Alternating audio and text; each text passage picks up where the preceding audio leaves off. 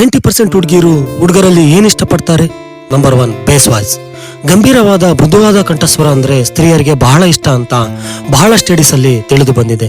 ಯಾಕಂದ್ರೆ ಪುರುಷರ ಕಂಠಸ್ವರಕ್ಕೆ ಅವನ ಬಾಡಿಲಿ ಇರೋ ಟೆಸ್ಟೋಸ್ಟೆರಾನ್ ಹಾರ್ಮೋನ್ಗೆ ಬಹಳ ಹತ್ತಿರವಾದ ಸಂಬಂಧ ಇದೆ ಅಂತ ಸೈಕಲಾಜಿಸ್ಟ್ಗಳು ಅಭಿಪ್ರಾಯಪಟ್ಟಿದ್ದಾರೆ. ಫಾರ್ ಎಕ್ಸಾಂಪಲ್ ಹೇಳೋದಾದ್ರೆ, ನಿಮ್ಮ ಚೈಲ್ಡ್ಹುಡ್ ನಿಂದ ಟೀನೇಜ್ಗೆ ಬರೋವರೆಗೆ ವಾಯ್ಸ್ ನಲ್ಲಿ ವಿಪರೀತವಾಗಿ ಚೇಂಜ್ ಆಗುತ್ತೆ. ಅದಕ್ಕೆ ಕಾರಣ ಅವರ ಹಾರ್ಮೋನ್ಸ್ ಉಬ್ಬರವಿಳಿತ ಆಗುವುದರಿಂದ. ಅದಕ್ಕೆ ಆ ಟೈಮಲ್ಲಿ ವಾಯ್ಸ್ ಒಂದು ವಿಧವಾದ ಒರಟು ರ್ಯಾಪಿಡ್ ಆಗಿ ಇರುತ್ತೆ. ನಿಮಗೆ ಒಂದು ವಿಷಯ ಗೊತ್ತಾ? ಸೈಕಾಲಜಿ ಏನ್ ಹೇಳುತ್ತೆ ಅಂದ್ರೆ, ಒಂದು ಹುಡುಗಿಗೆ ಅಟ್ರಾಕ್ಟ್ ಆಗಿರುವ ವ್ಯಕ್ತಿ ಆಟೋಮೆಟಿಕ್ ಆಗಿ ಒಳಗಿನ ಸ್ವರದಲ್ಲಿ ಮಾತಾಡ್ತಾನೆ ಅಂತ. ಅಟ್ ದಿ ಸೇಮ್ ಟೈಮ್ ತಮಗೆ ಇಷ್ಟವಾದ ಪುರುಷನ ಹತ್ರ ಸ್ತ್ರೀಯರು ಬಹಳ ಲೋ ವಾಯ್ಸ್ ಅಲ್ಲಿ ಮಾತಾಡ್ತಾರೆ. ಅಂದ್ರೆ ಸ್ವಲ್ಪ ಮೃದುವಾಗಿ ಮಧುರವಾಗಿ ಮಾತಾಡ್ತಾರೆ. ಆದ್ರೆ ಒಂದು ಆಶ್ಚರ್ಯಕರವಾದ ವಿಷಯ ಏನಂದ್ರೆ, 1960 ವುಮೆನ್ಸ್ ಮೂವ್ಮೆಂಟ್ ಕಾರಣದಿಂದ ಮಹಿಳೆಯರು ಪುರುಷರ ಹತ್ರ ಸಮಾನ ಹಕ್ಕು ಕೇಳುತ್ತಾ ಅವರ ಬದಲಾವಣೆ ದಾರಿಯಲ್ಲಿ ಸ್ವಲ್ಪ ಸ್ವಲ್ಪವೇ ಬದಲಾಗುತ್ತಿದೆ. ಫಾರ್ ಎಕ್ಸಾಂಪಲ್ ಹೇಳೋದಾದ್ರೆ, ಇವಾಗ ಒಂದು ಆಧುನಿಕ ಪ್ರವಾಹದಲ್ಲಿ ಕೊಚ್ಚಿ ಹೋಗುತ್ತಿರುವ ಸ್ತ್ರೀನ ನೋಡಿ.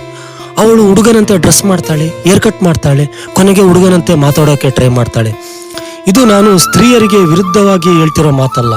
ರೀಸೆಂಟ್ ಆಗಿ ಅಮೆರಿಕ, ಬ್ರಿಟನ್, ನ್ಯೂಜಿಲೆಂಡ್ ಅಲ್ಲಿ ಒಂದು ಸರ್ವೆ ನಡೆದಿದೆ. ಆ ಸರ್ವೆಯಲ್ಲಿ ಏನ್ ಹೇಳಿದ್ದಾರೆ ಅಂದ್ರೆ, ಇವಾಗ ಸ್ತ್ರೀಯರು ಕೂಡ ಗಂಭೀರ ಧ್ವನಿಯಲ್ಲೇ ಮಾತಾಡೋಕೆ ಇಷ್ಟಪಡ್ತಾರೆ ಅಂತೆ. ಅಂದ ಹಾಗೆ ಪುರುಷರಲ್ಲಿ ಸ್ತ್ರೀಯರಿಗೆ ಲೈಂಗಿಕವಾಗಿ ಇಷ್ಟ ಆಗೋ ದೇಹದ ಭಾಗ ಯಾವುದು ಅಂದ್ರೆ, ಸ್ವಲ್ಪ ಜನ ಕಾಲು ಇಷ್ಟಪಡ್ತಾರೆ, ಇನ್ನು ಸ್ವಲ್ಪ ಜನ ಎದೆ, ಇನ್ನು ಸ್ವಲ್ಪ ಜನ ಇನ್ನೇನು. ಆದ್ರೆ ಜಾಸ್ತಿ ಮಹಿಳೆಯರಿಗೆ ಪುರುಷನ ಬಟಕ್ ಮೇಲ್ಭಾಗದ ಅರ್ಧದಿಂದ ಕೆಳಗೆ ಚಿಕ್ಕದಾಗಿ ಬಲಿಷ್ಠವಾಗಿ ಇದ್ರೆ ಸ್ತ್ರೀಯರು ಜಾಸ್ತಿ ಇಷ್ಟಪಡ್ತಾರೆ. ಇದಕ್ಕೆ ಸೈನ್ಸ್ ಪರವಾಗಿ ಒಂದು ರೀಸನ್ ಕೂಡ ಇದೆ. ಅದೇನಂದ್ರೆ, ಸ್ಮಾಲ್ ಬಟಕ್ ನಿಂದ ಗಟ್ಟಿಗೆ ಇರುವ ಮೇಲ್ಬಾಡಿ ಸ್ತ್ರೀಯರಿಗೆ ಸೆಕ್ಸ್ ನಲ್ಲಿ ಸುಖ ನೀಡೋಕೆ ಎಷ್ಟೋ ಹೆಲ್ಪ್ ಮಾಡುತ್ತೆ. ಮತ್ತೆ ಸ್ತ್ರೀನ ಸಬಲೀಕರಣ ಮಾಡಲು ಕೂಡ ಇದು ಮುಖ್ಯವಾಗಿ ಸಹಾಯ ಮಾಡುತ್ತೆ. ಪುರುಷರ ಬಟಕ್ ದಪ್ಪವಾಗಿ ಇದ್ರೆ ರತಿಕ್ರೀಡೆಯಲ್ಲಿ ಚುರುಕಾಗಿರಲಾರರು. ನಂತರ ಪುರುಷರು ದಪ್ಪ ಕಡಿಮೆ ಇದ್ರೆ ಸ್ತ್ರೀ ಶೃಂಗಾರದಲ್ಲಿ ಈಸಿಯಾಗಿ ಉಸಿರಾಡ್ತಾಳೆ. ಬಟ್ ದಪ್ಪ ಜಾಸ್ತಿ ಇದ್ರೆ ಅವಳು ಉಸಿರಾಡೋಕೆ, ರತಿಕ್ರೀಡೆ ಆಡೋಕೆ ಕಷ್ಟವಾಗುತ್ತೆ. ತದನಂತರ ಸ್ತ್ರೀ ಕೇಳೋದು ಏನಂದ್ರೆ, ವಿಶಾಲವಾದ ಎದೆ. ಮನುಷ್ಯ ಆದಿಮಾನವ ಆಗಿದ್ದಾಗಿಂದ ಅವನ ಎದೆ ಅಗಲ ಆಗಲು ಶುರುವಾಗಿ, ಅವನ ಮೇಲ್ಭಾಗದ ಎದೆ ಅಗಲ ಆಗಿ ಕೆಳಭಾಗ ಚಿಕ್ಕದಾಗಿ, ಆದಿಮಾನವ ದೂರ ಪ್ರದೇಶಗಳಿಗೆ ನಡೆದು ಪ್ರಯಾಣ ಮಾಡಿದ್ದರಿಂದ ಅವನ ಬಟೆಕ್ಸ್ ಅಂದ್ರೆ ಅವನ ಹಿಂದಿನ ಭಾಗ ತಗ್ಗಿ ಎದೆ ಭಾಗ ವಿಶಾಲವಾಗಿ ಬೆಳೆದಿದೆ. ಅವನ ಎದೆ ಯಾವಾಗ ಬೆಳೆಯಿತೋ ಪ್ರಾಣವಾಯುವನ್ನು ತಗೊಳ್ಳೋಕೆ ಪುರುಷರ ಶ್ವಾಸಕೋಶ ಚೆನ್ನಾಗಿ ಡೆವಲಪ್ ಆಗಿವೆ. ನಾನು ಯಾಕೆ ನಿಮ್ಗೆ ಇಷ್ಟೆಲ್ಲ ಹೇಳ್ತಿದ್ದೀನಿ ಅಂದ್ರೆ, ಒಳ್ಳೆ ಬ್ರೀತಿಂಗ್ ಅನ್ನೋದು ಸೆಕ್ಸ್ ನಲ್ಲಿ ಒಂದು ಮುಖ್ಯವಾದ ವಿಷಯ. ಅದಕ್ಕೆ 21ನೇ ಸೆಂಚುರಿ ಆದ್ರೂ ಕೂಡ ಪ್ರಾಣಿಗಳ ಹತ್ರ ಎದೆ ಕೊಟ್ಟು ಹೋರಾಡಿ ಶತ್ರುಗಳ ಎದೆ ಸೀಳಿ ಚೆಂಡಾಡೋ ವೀರರನ್ನೇ ಸ್ತ್ರೀಯರು ಇಷ್ಟಪಡ್ತಾರೆ. ಬಟ್ ಇಲ್ಲಿ ವಿಷಯ ಏನಂದ್ರೆ, ಸ್ತ್ರೀ ಬಲವಾಗಿ ಇರೋ ಎದೆನ ಇಷ್ಟಪಡ್ತಾಳೆ ಹೊರತು ದಪ್ಪ ಆಗಿರೋ ಅನ್ಹೆಲ್ದಿ ಆಗಿರೋ ಎದೆನ ಅಲ್ಲ.